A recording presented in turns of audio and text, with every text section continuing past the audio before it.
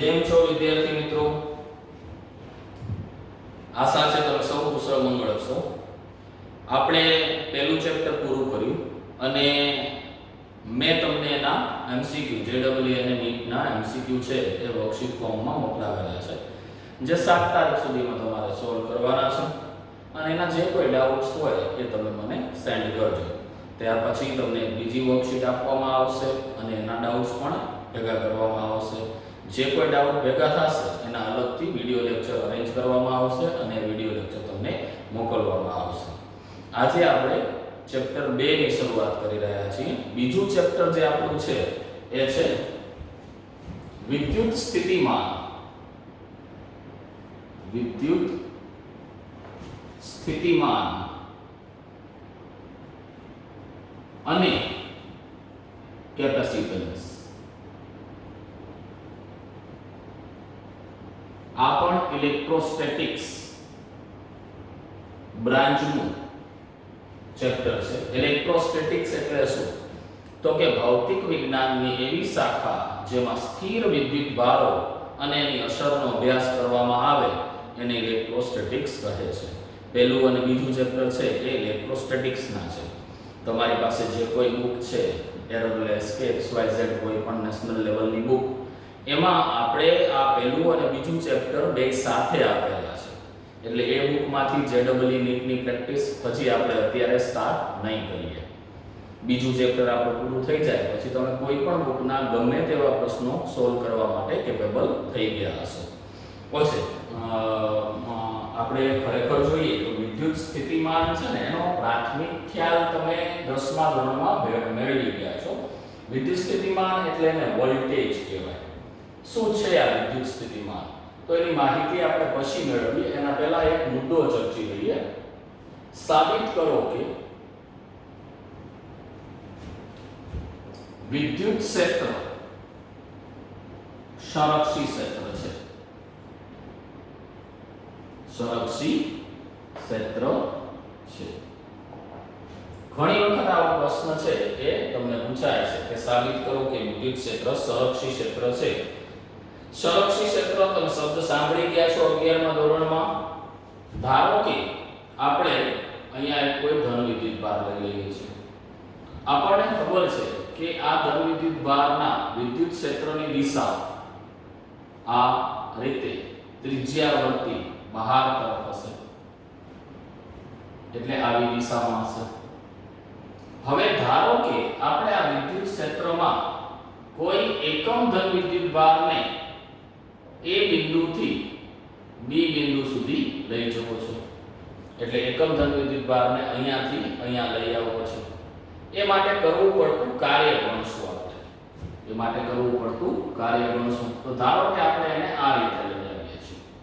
એટલે A થી પહેલા એને C લઈ આવ્યા અને C થી પછી એને આવી રીતે B બિંદુ પાસે લઈ આવ્યા. આ માર્ગે લઈ આવ્યા. ઘણા બધા માર્ગ પોસિબલ છે. ના, એવું નથી કરતા.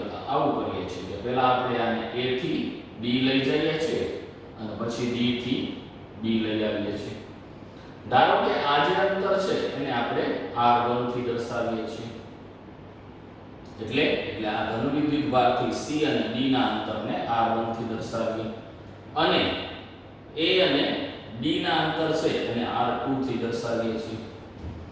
તો મિત્રો એકમ ધન વિદ્યુત ભારને આપણે A થી B લઈ જવું છે. એના માટે આપણે જુદા જુદા બે રસ્તા લીધા અને બંને રસ્તા ઉપર કરવું પડતું કાર્ય આપણે ગણીએ. પછી ધીરે ધીરે તમને સમજાશે કે કઈ રીતે એ સંરક્ષી સાબિત થાય છે. એકમ ધન વિદ્યુત ભારને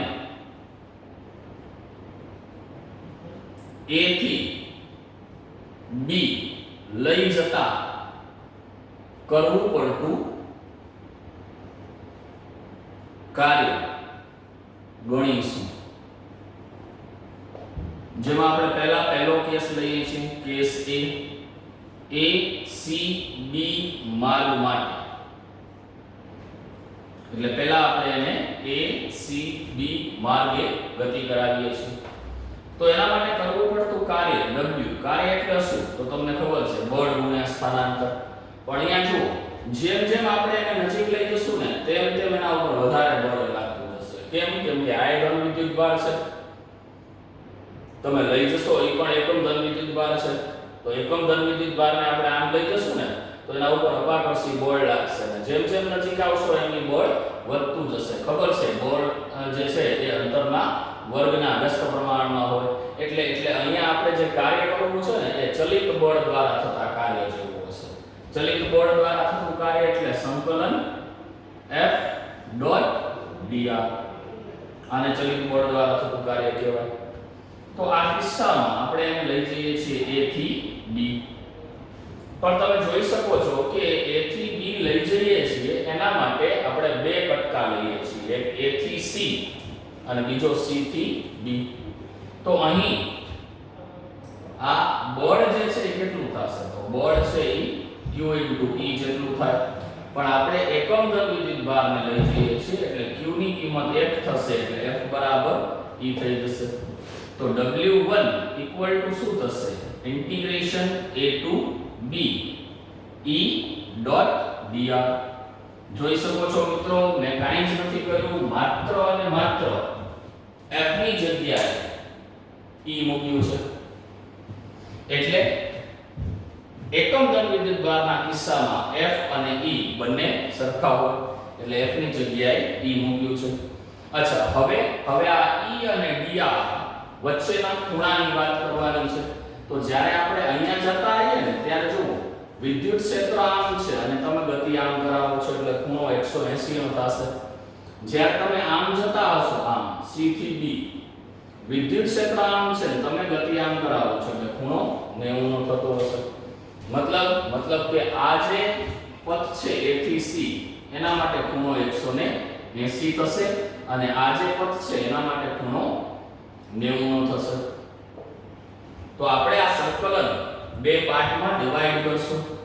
W1 equals to integration A થી C E ડોટ dr એટલે E dr cos 180 અને સંકલન C થી B E dr cos 90 આ રીતે લખશું.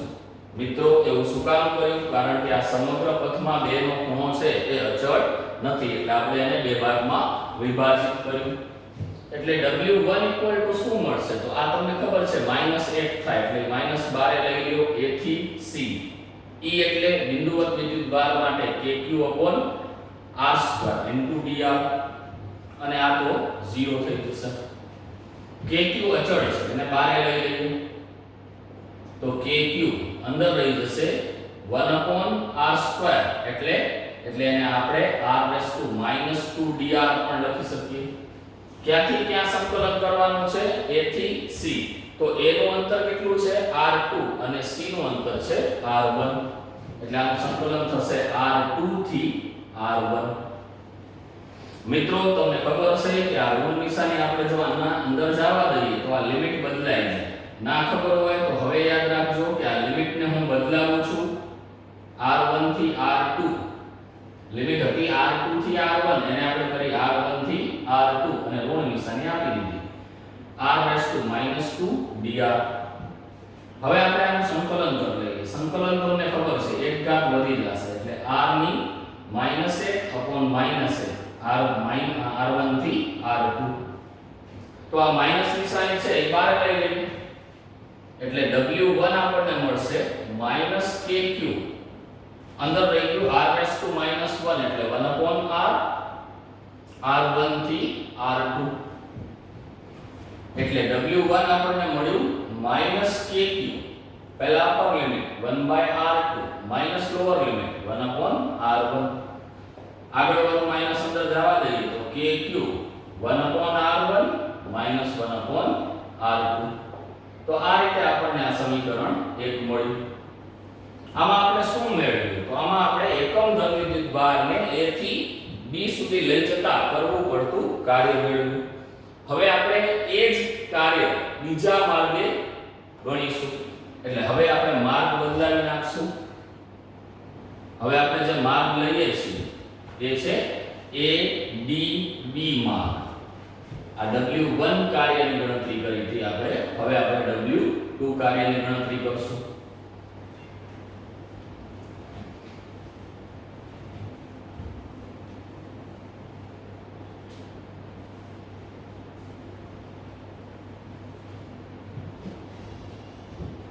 તો હવે આપણે આનો બીજો કિસ્સો જોઈએ છીએ. A D B માર્ગ માટે W2 શું થશે? A થી B E ડોટ dr. હવે બીજા માટે તો તમને ખબર છે થોડાક સ્ટેપ્સ છે એ ઓછા થઈ જશે. ફરીથી આપણે આના માટે જોઈ લઈએ ખૂણો જે છે વિદ્યુત ક્ષેત્ર અને સ્થાનાંતરનો. આના માટે 90 થઈ જશે અને આ માર્ગ માટે ફરી પાછો ખૂણો જે છે એ 180 થશે. એટલે આને આપણે બે ભાગમાં વિભાજિત કરશું. એક A થી D. મિત્રો ધ્યાન દેજો, A થી D માટે ખૂણો 90 નો છે અને બીજો D થી B એના માટે ખૂણો જે છે એ 180 નો છે. એટલે આગળ વાળું પદ છે તો શૂન્ય થઈ જશે. તો W2 શું મળશે આપણને? તો આ 0 થઈ ગયું. આ જે છે માઈનસ 1 થશે એટલે માઈનસ D થી B KQ/r² અને dr. ફરીથી જોઈએ તો એ પહેલા જેવું જ મળે છે. D એટલે એના માટે R2 અને B એટલે એના માટે લિમિટ છે એ R1 આવશે. KQ અચળ છે બારે લઈ લેશું અને dr r⁻² અને dr. તો આ એના જેવું જ સંકલન મળે છે. એટલે આ જે છે એનો કાર્યનો જવાબ આવશે અગેન KQ 1/r1 1/r2. આને આપણે કહી દઈએ સમીકરણ નંબર 2. તો સમીકરણ 1 અને 2 પરથી આપણે એવું કહી શકીએ કે W1 W2. મતલબ બંને માર્ગે કરવું પડતું કાર્ય સમાન છે. એટલે મિત્રો નીચે સરસ મજાની રીતે તમે હવે આની પૂર્ણાહુતિ લખશો. શું લખશો કે આમ એકમ ધન વિદ્યુત ભારને A થી B સુધી લઈ જતા જુદા જુદા માર્ગ માટે કરવું પડતું કાર્ય સમાન છે. કાર્ય માર્ગ પર આધારિત નથી, પ્રારંભિક અને અંતિમ સ્થાનો પર આધારિત છે. આ ગુણધર્મો જે ક્ષેત્રનો હોય એ ક્ષેત્રને આપણે સંરક્ષી ક્ષેત્ર કહીએ છીએ. આથી કહી શકીએ કે વિદ્યુત ક્ષેત્ર સંરક્ષી ક્ષેત્ર છે.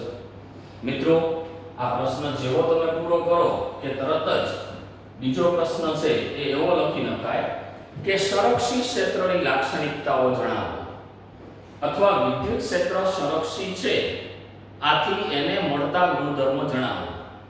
તો સંરક્ષી ક્ષેત્રના 3 ગુણધર્મો છે.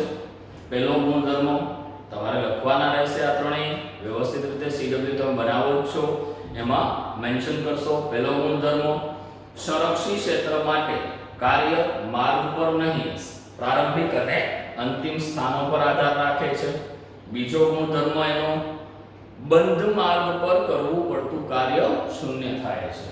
પહેલો ગુણધર્મ માર્ગ વાળો અને બીજો ગુણધર્મ બંધ માર્ગ પર કરવું પડતું કાર્ય એટલે integration E.dr over close path 0 થાય છે. અને ત્રીજો ગુણધર્મ જે એનો છે એ છે કે આપણે સંરક્ષી ક્ષેત્રમાં કોઈ પણ પ્રકારનું કાર્ય કરીએ તો ઊર્જાનો ઉષ્મા સ્વરૂપે વ્યય થતો નથી. ઊર્જા માત્ર એના ગતિ ઊર્જા અથવા તો સ્થિતિ ઊર્જામાં રૂપાંતરિત થાય છે, વ્યય થતો નથી.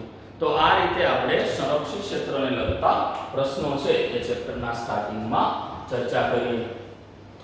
ત્યારબાદ આપણે જે ચર્ચા કરવાની છે એ છે વિદ્યુત સ્થિતિમાનની.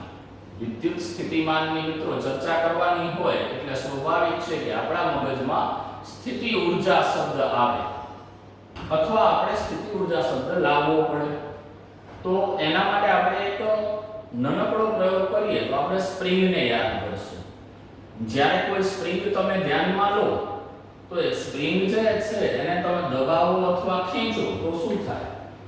તો દબાવવા કે ખેંચવામાં આપણે કાર્ય કરવું પડે અને એ કાર્ય જે છે એ સ્પ્રિંગમાં સ્થિતિસ્થાપકીય સ્થિતિ ઊર્જા સ્વરૂપે સંગ્રહ પામે. આપણે કરેલું કાર્ય સ્પ્રિંગમાં સ્થિતિસ્થાપકીય સ્થિતિ ઊર્જા સ્વરૂપે સંગ્રહ પામે. તમને બધાને યાદ આવી ગયું હશે પેલું આપણે સ્પ્રિંગ વાળું જે ડેરિવેશન કર્યું હતું એ. ઓકે, હવે વિચારી જુઓ કે અહીંયા એક ધન વિદ્યુત ભાર છે અને અહીંયા એક બીજો ધન વિદ્યુત ભાર છે. ધારો કે આ ધન વિદ્યુત ભારને હું અહીંયા લઈ આવું અને અહીંયા મૂકી દઉં તો શું થાય? અહીંયા જેવો એને છોડીશ કે શું થશે? વિચારો. તમે જે વિચારશો ને એ મારા મગજમાં આવી જશે. વિચારો. સરસ, તમે સાચું જ વિચાર્યું કે જેવો આને મૂકશું ને કે ભાગવા માંડશે. કેમ ભાગવા માંડશે? શા માટે ભાગવા માંડશે? અપાકર્ષી બળના કારણે. સરસ, આ ધન વિદ્યુત ભાર ઉપર આના કારણે અપાકર્ષી બળ લાગશે એટલે ભાગવા માંડશે. પણ વાસ્તવિકતા એવી છે, એને આપણે બીજા એપ્રોચથી પણ જોઈ શકીએ કે જ્યારે આપણે આ ધન વિદ્યુત ભારને અહીંયા લઈ આવતા હતા ત્યારે આપણે અહીં કાર્ય કરવું પડ્યું અપાકર્ષણ બળની વિરુદ્ધમાં, અને આપણે કરેલું કાર્ય આ વિદ્યુત ભારની અંદર વિદ્યુત ક્ષેત્રમાં સ્થિતિ ઊર્જા સ્વરૂપે સંગ્રહ પામ્યું. એ કાર્ય સંગ્રહિત અવસ્થામાં છે. જેવું આપણે આને રિલીઝ કરશું કે તરત જ એ ભાગવા માંડશે. તો કહેવાનો અર્થ માત્ર અને માત્ર એટલો છે કે જ્યારે આપણે વિદ્યુત ક્ષેત્રમાં કોઈ વિદ્યુત ભાર છે એને મૂકીએ ત્યારે એના અંદર પણ કંઈક ને કંઈક ઊર્જા સમાયેલી હોય છે, અને એને રિલેટેડ જે ઊર્જા છે એને આપણે સ્થિતિ ઊર્જા, વિદ્યુત સ્થિતિ ઊર્જા અથવા વિદ્યુત સ્થિતિમાન કહીએ છીએ. વિદ્યુત સ્થિતિમાન શું છે એની વ્યાખ્યા તમે 10મા ધોરણમાં ભણી ગયા છો. વિદ્યુત સ્થિતિમાન વ્યાખ્યા તમને યાદ જ છે. શું છે વ્યાખ્યા? એકમ ધન વિદ્યુત ભારને અનંત અંતરેથી વિદ્યુત ક્ષેત્રમાં આપેલા બિંદુ સુધી લાવવા માટે વિદ્યુત ક્ષેત્રની વિરુદ્ધમાં કરવા પડતા કાર્યને વિદ્યુત સ્થિતિમાન કહે છે. વિદ્યુત સ્થિતિમાનની વ્યાખ્યા શું છે? ફરીથી આપણે એક વખત ટેલી કરી લેશું. તમે પણ મારી જોડે જોડે બોલો મિત્રો. એકમ ધન વિદ્યુત ભારને અનંત અંતરેથી વિદ્યુત ક્ષેત્રમાં આપેલા બિંદુ સુધી લાવવા માટે વિદ્યુત ક્ષેત્રની વિરુદ્ધમાં કરવા પડતા કાર્યને સ્થિત વિદ્યુત સ્થિતિમાન કહે છે. એટલે સ્થિત વિદ્યુત સ્થિતિમાનને phi અથવા તો v થી દર્શાવાય છે, અને એ થશે શું તો કે કાર્ય જેટલું, પણ એ કાર્ય વિદ્યુત ક્ષેત્રની વિરુદ્ધમાં છે. એટલે અહીંયા આપણે નેગેટિવ સાઇન મૂકશું. એ થશે અનંત અંતરથી આપેલું બિંદુ, એટલે આ ઇન્ફાઇનાઇટ ટુ r. એકમ ધન વિદ્યુત ભારની વાત છે એટલે બળની જગ્યાએ આપણે E નો ઉપયોગ કરશું, E ડોટ dr. તો આ જે છે એ વિદ્યુત સ્થિતિમાનનું વ્યાપક સૂત્ર છે જે આપણે વ્યાખ્યા પરથી બનાવેલું છે. ફરીથી એક વખત સૂત્ર જોઈ લેશું. કાર્ય એટલે સંકલન F ડોટ dr. એ તો તમને ખબર જ છે, ચલિત બળ દ્વારા થતું કાર્ય. F ની જગ્યાએ E નો ઉપયોગ શું કામ કરીએ છીએ? એકમ ધન વિદ્યુત ભાર છે, અનંત થી r સુધી લઈ આવ્યા એટલે લિમિટે તમને સમજાઈ ગઈ. ઋણ નિશાની શું કામ મૂકી? વિદ્યુત ક્ષેત્રની વિરુદ્ધમાં કરીએ છીએ એટલે. હવે વિદ્યુત સ્થિતિમાનનો તફાવત. વિદ્યુત સ્થિતિમાનનો તફાવત કઈ રીતે આપણે વિદ્યુત સ્થિતિમાનનો તફાવત મેળવી શકીએ? તો ધારો કે આપણે VAB મેળવવું છે. What do you mean by VAB? VAB એટલે શું? VAB એટલે A બિંદુનું સ્થિતિમાન B બિંદુની સાપેક્ષે. A બિંદુનું સ્થિતિમાન B બિંદુની સાપેક્ષે એટલે VA VB, જેને આપણે વિદ્યુત સ્થિતિમાનનો ફેરફાર એટલે ડેલ્ટા V પણ કહી શકીએ. એટલે તમે બહુ સારી રીતે સમજી ગયા છો કે આ અંતિમ છે અને આ પ્રારંભિક છે. એટલે આપણે એકમ ધન વિદ્યુત ભારને અહીંયા ક્યાંથી ક્યાં લઈ જઈએ છીએ? B થી A લઈ જઈએ છીએ, જે થશે -B થી A E ડોટ dr. ફરી પાછું સમજીએ. અહીંયા પ્રારંભિક બિંદુ એટલે આ આવશે, અહીંયા અંતિમ બિંદુ એટલે આ આવશે. ઋણ નિશાની એટલે વિરુદ્ધ શબ્દ છે એનો અર્થ દર્શાવે છે. જો આ ઋણ નિશાની ન લખવી હોય તો આપણે લિમિટ બદલી શકીએ, A થી B E ડોટ dr.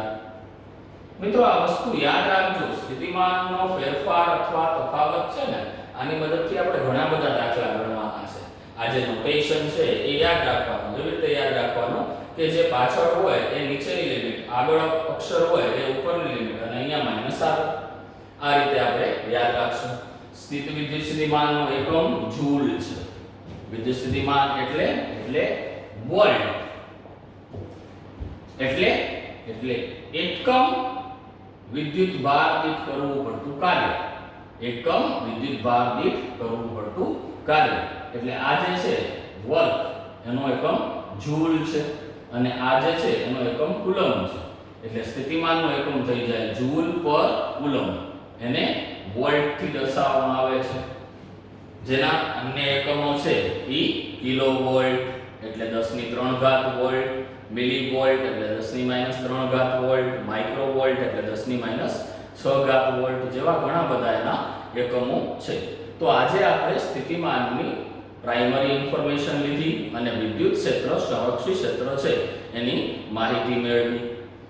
જેમ આગળ વધશું એમ ચેપ્ટર તમને આ સહેલું લાગવા મળશે. સ્થિતિમાન એ અદિશ રાશિ છે.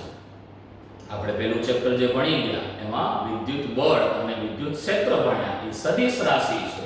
વિદ્યુત સ્થિતિમાન અદિશ રાશિ છે. સદિશ રાશિ કરતા અદિશ રાશિની ગણતરીઓ, દાખલાઓ કમ્પેરેટિવલી બહુ સરળ હોય છે. આપણે ક્યાંય વિદ્યુત સ્થિતિમાન મેળવવું હોય ને તો સામાન્ય બેઝિક સરવાળો લેવો પડે. એટલે ક્યાંય સદિશ સરવાળાની વાતો આવશે નહીં. સરસ, સાંભળી અને તમે ખુશ થઈ ગયા હશો. આમે તમને પહેલા ચેપ્ટરની પણ બહુ સરસ પ્રેક્ટિસ થઈ ગઈ છે અને તમે જે વર્કશીટો મને સોલ્વ કરીને મોકલાવી છે એ જોઈ અને તમારા જે કોઈ જેન્યુઅન ડાઉટ હતા એ સોલ્વ કરી અને મને ખૂબ જ આનંદ આવ્યો છે અને હું ખૂબ જ પ્રફુલ્લિત છું કે તમે આ લોકડાઉનના અઘરા સમયે પણ આટલું સરસ કામ કરી રહ્યા છો. ધન્યવાદ મિત્રો.